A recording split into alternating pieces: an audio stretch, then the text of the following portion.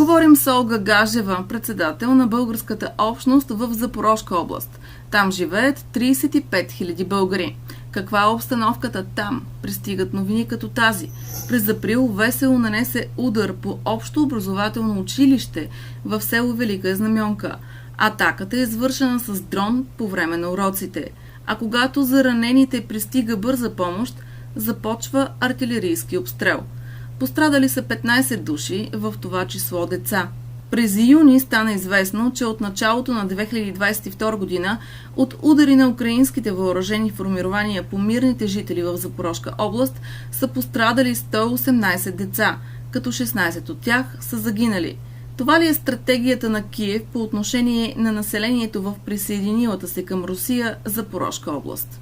Здравейте, българи! Много се радвам, че имам възможност да говоря с вас. Да, наистина така. Каквото в новините писват, казват. Наистина всички тези терористически акции, наистина ги има. И аз лично не мога да разбера каква е целта на ВСУ-то, но ако има някаква логика, че те си мислят, че всичките території са тяхні, і че там живеят тяхні хора, които ті искат да ги защищават, защо ги убиват? Няма никаква логика в това. И разбирам, мога да разбера тяхната логика да стрелят по някакви военни обекти. Но защо да стрелят по детски градини, по някакви магазини с продоволствени някакви продукти, по аптеки, по училища? Затова това може да се каже, че само терористи. Каква е целта? Да всеят страх, паника в населението? Разбира се, че искат да разсейват паника, хората да ги е страх, хората да се махат, да бягат, да паникуват. И естествено това, аз си мисля, че това е тяхната цел, защото ти реално разбират, че няма може да вземат тези територии. И всичкото каквото им се остава, да правят такива неща. В Запорожка област живеят много българи. Имате ли информация дали има пострадали наши сънародници при тези случаи? Естествено, че има пострадали хора, защото българите живеят навсякъде по Запорожката област. Аз не мога да кажа, че има само един, два, три райони, където живеят българи. Българите живеят по всичката област. И аз може даже да не ги познавам тези хора, но те също може да бъдат българи, защото много хора, които аз познавам, наистина са пострадали.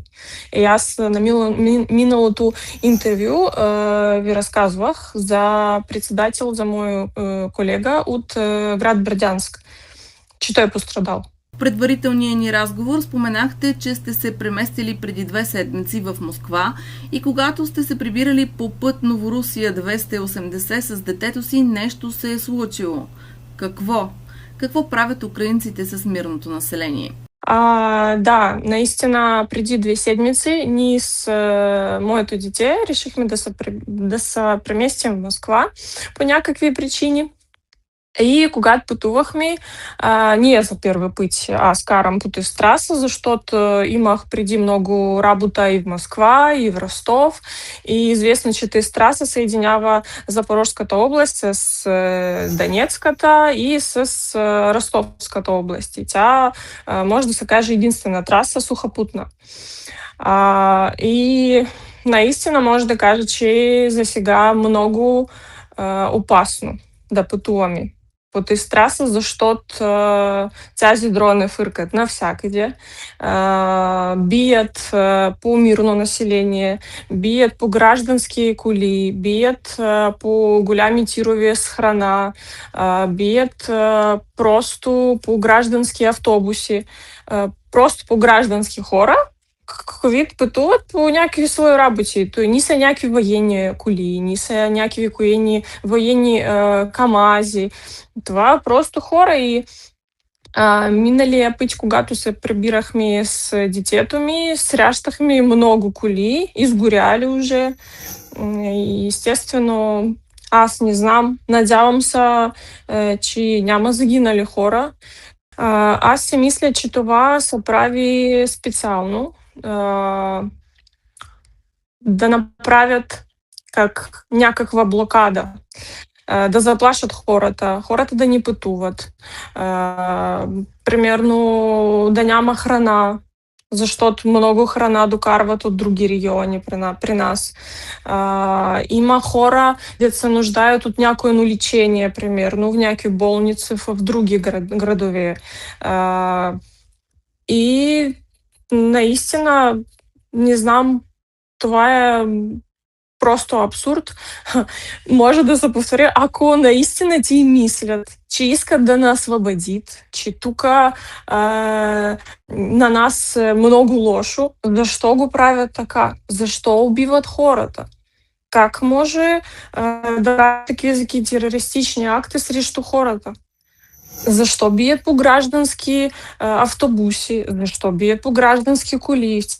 Аз си мисля, че наистина го правят, за да има паника, за да паникуват хората, да ги е страх и да не могат спокойно да съществуват.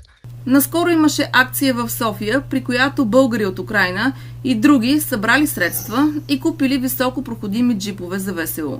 Същите ни обясняват, че българите по тези земи подкрепили Киев. Те твърдят също, че Русия отнемала идентичността на българите в новоприсъединените си региони. Затова искам отново да попитам, как живее българската общност в присъединилата се към Русия Запорожка област? Какви са вашите наблюдения за настроенията на българите и в други области? На чия страна са те? Със сигурност може да кажа, че това не е вярно, какво отказват. Аз много познавам българи и в Запорожската област, и българи и в другите региони на Русия, че сме поддържали Киев. Това не е вярно. Ние си живеем спокойно, никой не ни притеснява, нашата идентичност се развивава, нашата култура се развивава. Ние си говорим спокойно на български език. Както сега чувате, аз спокойно си говоря на български език. Имам доста много запознати българи, които живеят също по всяка територия на Русия и всичките си говорят на български. И частност на Запорожската област ние правим много разни мероприятия, си празнуваме национални български празници и мога даже после да ви пратя един от нашия последния фестивал за славянската писменост и култура. Ние го провеждахме 24 май в град Мелитопол. И да ви кажа честно, даже ни наплашат тези дронови, защото нашите хора, ти са много таки, как да ви кажа, оптимистични. И нашата култура се пази. И независимо от сложната ситуация, ние продолжаваме да работим в това направление. Аз ще ви пратя после снимки и видео да видите как живеят българите в Запорожска област, че няма никакви притеснения. Наистина при нас е всичко наред и даже може да ви кажа, че много ни поддръжват, се свързват с нас някакви други организации, които им е интересно да се запознаят с българската култура. Буквално преди няколко дена се свързваха с мен от една известна газета при нас тук от Москва, с Комсомолска правда.